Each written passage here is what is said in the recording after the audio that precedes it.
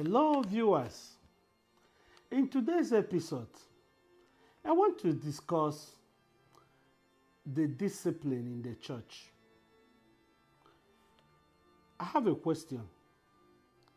Can a lay member of the church be disciplined? And how, and the procedure, what could cause the discipline of a member? As well as the clergy, as we all know,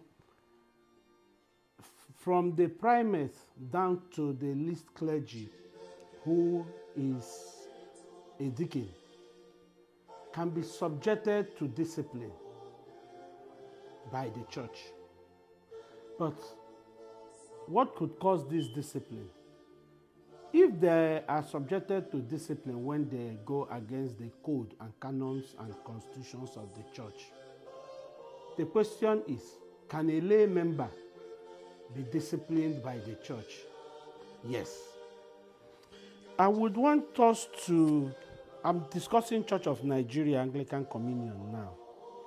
First of all, we have a leader.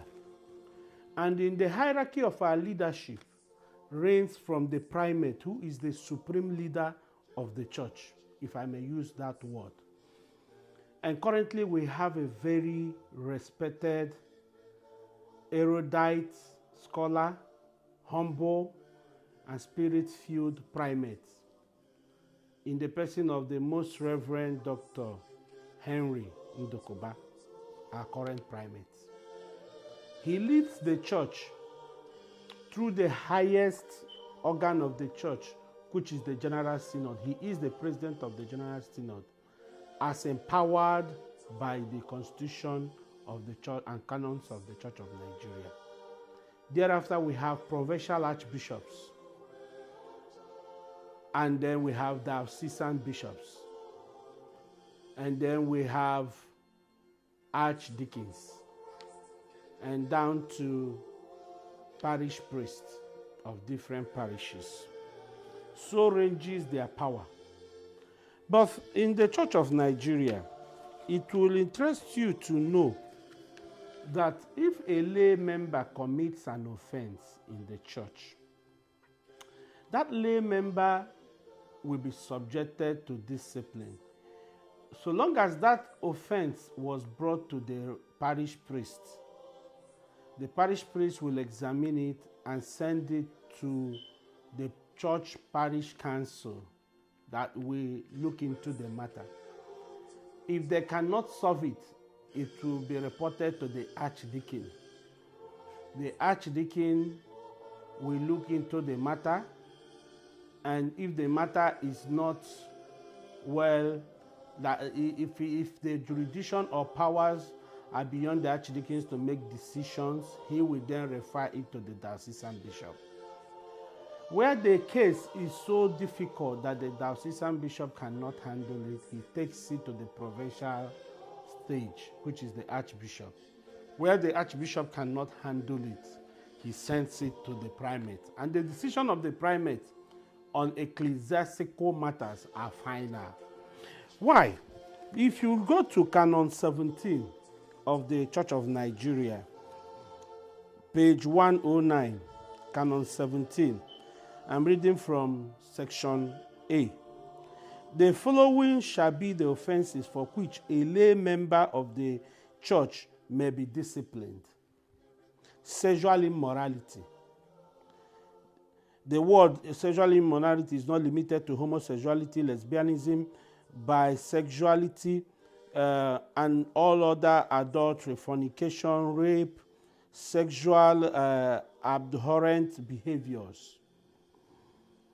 That is, if a church member is caught in this act, officially reported, there is need for the church member to face disciplinary action. Conduct just cause for scandal or offense which shall include the commission of any offense known to law or act which may bring the image of the church into disrespect or dispute. Heresy. This one is when a church member commits felony, crime notable crime in the society, like politicians stealing money. And it is known that a politician was caught by EFCC looting money. The person should go through proper investigation by the church, and if found guilty, should be subjected to discipline. And heresy. If a church member is found preaching false doctrine or proffering false teaching that is not accepted by the church or canon or the canons of the church, that lay member is subjected to discipline. Schism or acceptance of membership in a religious body not in communion with the Church of Nigeria. Now, you cannot be a member of two churches. No, you cannot. You cannot be an Anglican at the same time a member, court member, or you belong to another religious body like Ikanka, Ogboni, and so many of them. You cannot be a member of the Anglican Church of Nigeria and still become a member of Ogboni, or religious bodies like some groups that practice religion but is not open for others. You cannot serve two masters in the Anglican Church. Violation of the Constitution, canons, and regulation of the General Synod of the Church of Nigeria or of the Constitution of the diocese. Now, here, you cannot violate this constitution. Any provision of the church constitution that a lay member violates, that lay member is subjected to discipline by the church. And refusal or failure to obey a directive given by the General Synod through the primate or the diocesan bishop pursuant to power conferred by virtue of their relevant position of the Constitution of the Church of Nigeria. Now, this one, if like the General Synod takes a decision and an individual or a group of individuals rises to say, oh, we don't agree to this, they are subject to discipline, and which could include excommunication. So, because that is rebellious, it is someone rebelling against the church. The General Synod in the Anglican Church is the highest decision-making body. And so when they take decision, it is not the primate that makes that decision. Whatever decision the General Synod takes, it is believed that the church made the decision. Because the primate is just an individual, right? And he does not have the monopoly of the power. And so issues of concern, he brings it to the General Synod. And everybody get to put and have their own inputs in the General Synod. And when matters are becoming difficult, there will be a vote. Meanwhile, the General Synod consists of lay members, bishops from dioceses, representatives of the laity from various dioceses, and representatives of the clergy from various dioceses. So when they converge in a particular location, usually it takes 3-4 days. The primate presents his agenda, and his agenda is discussed, and decisions are made, and resolutions are taken, voted upon, and if passed, it becomes a law. And from there, it turns to canon. It becomes a canon. So you cannot go against the canon of the church. So if you do that as a lay member, no matter your office, you will be subjected to discipline. You cannot be a member of a secret court. If you do, you will be violating the oath of office that you took. Meanwhile, before I proceed, I will want to make this known to all Anglicans. If you are an Anglican and you are appointed to serve in any committee or any group, you are meant and you are meant to take an oath of belief, oath of synonical submission, oath of obedience, and oath of canonical obedience. What is this canonical obedience? Brothers, canonical obedience is, like I mentioned, the hierarchies, right? A catechist is subjected to be 100% obedient to his priest. His priest has total ecclesiastical obedience to a canon. The canon is obligated by law and canons to respect and obey the archdeacon. The archdeacon is under canonical discipline and the canons as well to obey the bishop, and the bishop is under canonical obligation to obey his archbishop.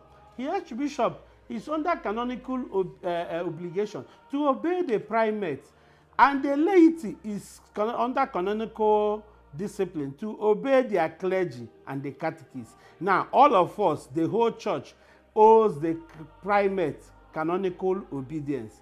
That is why when a primate is being instituted, he doesn't take an oath for the people. Let me explain myself. During the presentation of the archbishop of a province, at the gate, it is believed that the Episcopal Synod have elected him duly, and they look at him as an upright person. So once he comes in to be taken to take office, they don't subject him to taking oath to his subjects. No. But he takes an oath to the church that he has come to serve. Okay, now, immediately after his presentation as the archbishop, the whole bishops will come out and take oath of allegiance and obedience, canonical obedience, to him.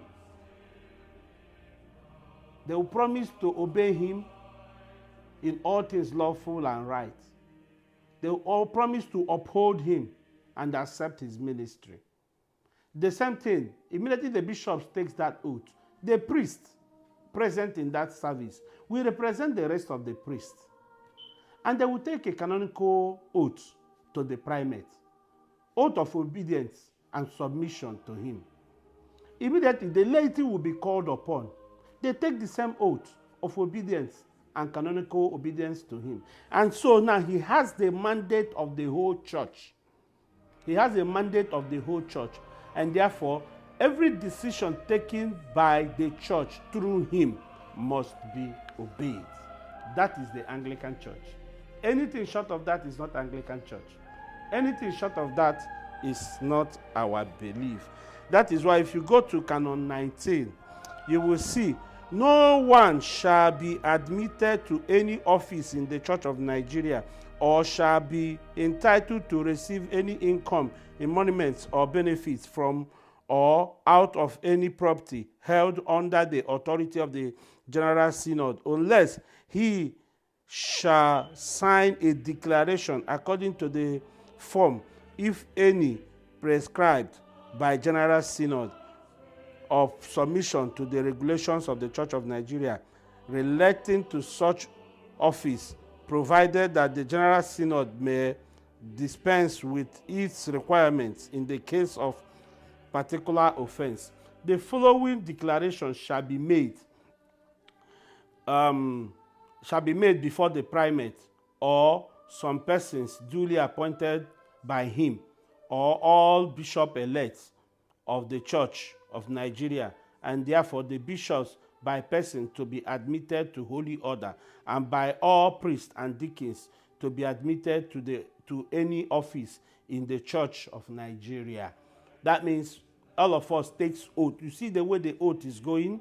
You take the oath to your bishop takes the oath to the primate. And that means that from the priests down to the bishop, everybody took an oath to the primate, and the primate to the church. Remember, the church is not an individual. The church is all of us. And if you read that through those oaths, you will see oath of submission. My own emphasis here is oath of submission. Declaration of submission to synod.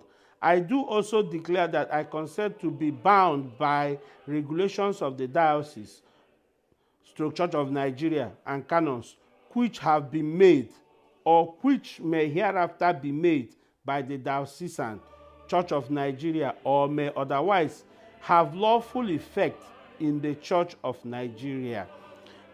I do swear by the Almighty God that I will pay true canonical obedience to the Bishop of the diocese, the Primate of Church of Nigeria, and his successors in all things lawful and honest. And I hereby undertake to accept immediately, admit to any sentence depriving me of any or the rights, emoluments, and appurtenances to the office of a deacon, priest, bishop, which may at any time be passed upon me, after due examination by the bishop primate acting under the constitution of the diocese Church of Nigeria. I agree to exercise the said office of deacon, priest, bishop, so long as may be required of me by the bishop or the primate and his successors, acting under the constitution, so help me God. Amen. Now, brothers, this is really serious. That means including the bishop himself is under oath to obey the church. Now, look at another thing that we have in this canon that I felt I should bring to the notice of our fellow clergy. No person ordained by a foreign bishop or by a bishop not in communion with this church shall be admitted to the office as shall be admitted to officiate as a minister of this church until he shall have complied with the canons of this church, in that case provided, and also shall have subscribed the aforesaid declaration. No person shall be admitted to any office in the Church of Nigeria unless he subscribes to the following declaration before the primate or the bishop of the diocese when required to do so, renouncing or... So what this basically means is that we are all subjected to taking oath, and the priest cannot transfer from another province or cannot even officiate, not even transfer. A priest cannot officiate from another province to Church of Nigeria or any other church. I mean, if you are moving from Church of Nigeria to Church of England, you will have to take the oath again before the Church of England and go through the process. You cannot fly from Nigeria and start officiating in Church of England without going through due process. Same thing, you cannot move from the Episcopal Church or from Akna to Church of Nigeria without also going through due process. And that means in the Anglican Church there is discipline. You see, the primate carries a cross. Every other bishop carries a crusade, but the primate carries a cross. And that cross has two crosses. Okay? I'm going to explain the meaning of that cross. The first one, it is called the patriarchal cross. Patriarchal cross. And it is referred to in Church of Nigeria as the primatial cross. You see, this cross is an ecclesiastical symbol. The first one on top of it just simply represents the inscription that was put on the cross of Jesus when he was crucified. While the second one is where the arms of Jesus was spread. Now, this was carried in the early centuries by cardinals and archbishops in representation of their office. In representation of their office. That means that is the symbol of authority of a metropolitan and a primate having the authority to oversee other dioceses Another meaning of that two cross is that he oversees his own diocese and has a responsibility of overseeing the entire church. So it is a symbol of his authority. That's why a primate has a power to visit a diocese, whether by invitation or not. He could be invited by your bishop. He could decide to make a stop in your diocese to see how things are going.